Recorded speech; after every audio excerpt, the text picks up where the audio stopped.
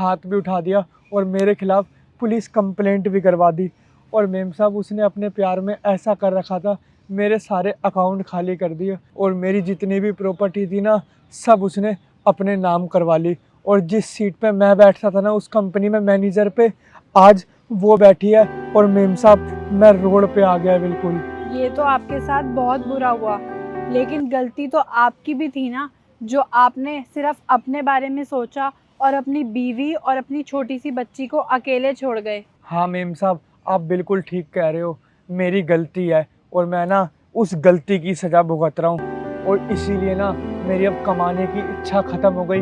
मुझे पता है मैं कमा भी सकता हूँ, पर मुझे नहीं कमाना, किसके लिए कमाऊँगा। और हाँ, मेरी बीवी ना मेरे को कभी माफ़ नहीं करेगी। और मेम साहब क्या बताऊँ, आज भी वो पल मुझे याद आते हैं। पता है मैं ऑफिस से घर जाता था ना, तो मेरी बेटी ना मेरे गले मिल जाती थी और बोलती थी पापा मेरी चॉकलेट दो। और मेरी बीवी ना मेरे को गरम गरम खाना देती थी। हाँ, अब पल ही याद कर सकता हूँ, वो दिन तो नहीं आ सकते ना मेम साहब। और पता है मेम साहब, मेरे को ज़रा सी खांसी भी हो जाती थी ना, बुखार की तो बहुत दूर की बात है, मेरी बीवी ना बहुत टेंशन में आ जाती थी, क्योंकि मेरे से बहुत प्यार करती थी ना।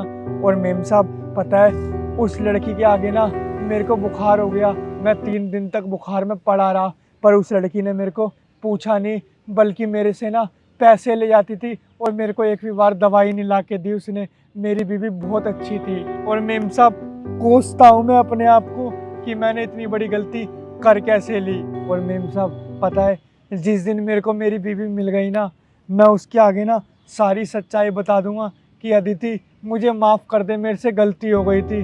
हाँ, पर पता नहीं वो दिन कब आएगा मेम साहब। और मेम साहब क्या पता, अब तो उनने दूसरी शादी भी कर ली हो, क्योंकि हमारी बेटी छोटी थी ना, क्या पता वो उस बच्ची के भले के लिए उसने दूसरी शादी कर ली हो। देखो, आपके साथ जो भी हुआ बहुत गलत हुआ, ऐसा नहीं होना चाहिए था।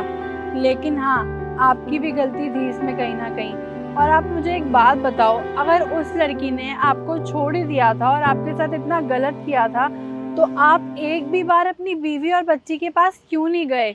कम से कम उनके पास जाते, उन्हें अपनी सारी बातें बताते, तो क्या पता वो आपको माफ़ कर देती और आपको फिर से अपना लेती। क्या पता वो आप ही के इंतज़ार में बैठी हो, आप ही की आस लगा के बैठी हो कि एक दिन मेरा पति आएगा और हमसे मिलेगा आके। किस मुंह से जाऊं मेम साहब उसके पास? वो घर लड़की अपना घर परिवार छोड़ के मेरे से शादी करके आई मेरे संग, और एक लड़की के लिए मैंने उसको छोड़ दिया।